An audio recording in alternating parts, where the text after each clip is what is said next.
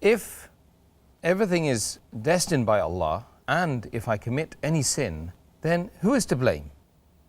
If I am destined to commit a murder, and then I commit a murder, but naturally I will not be responsible for it.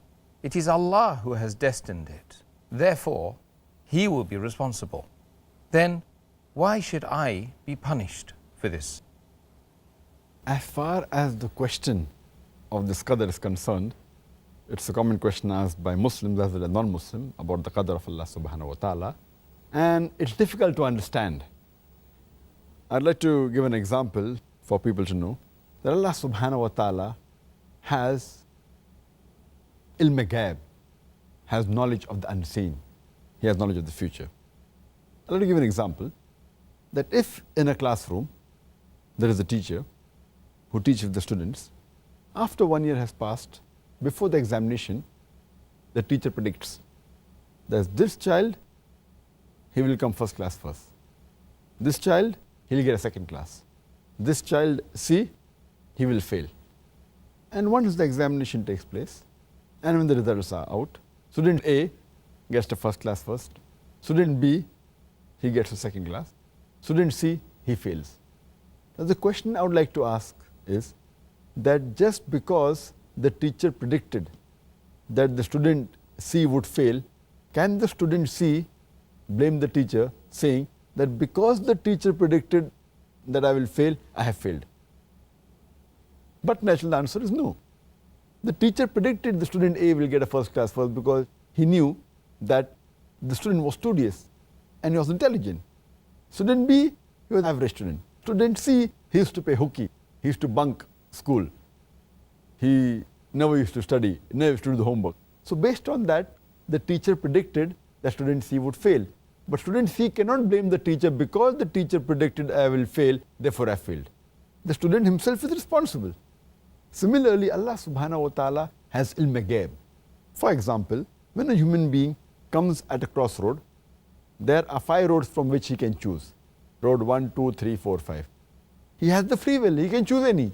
He chooses road 3. And that's already mentioned in the destiny that he will choose road 3. It is not because Allah has mentioned he will choose road 3 that he has chosen road 3. It is because he will be choosing road 3, Allah subhanahu wa ta'ala writes in advance because he has ilm ghaib. Like how the teacher predicts in advance.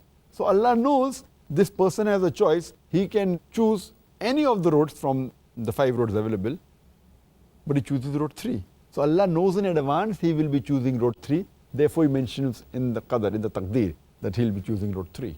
Now once he goes to road 3, after some time he comes on another crossroad, 1, 2, 3. He chooses road 3.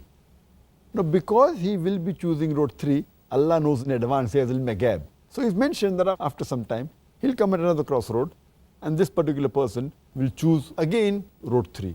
It is not because Allah has mentioned in taqdeer that he will choose road 3, that is choosing road 3. It is because he has chosen road 3, Allah has written in advance.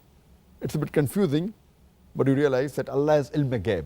Same way, a person, if he wants to earn his livelihood, he has both choices. Either he can strive hard, work hard, and do on his job and earn that money, or he can rob, or he can steal. The choice is this person prefers to steal.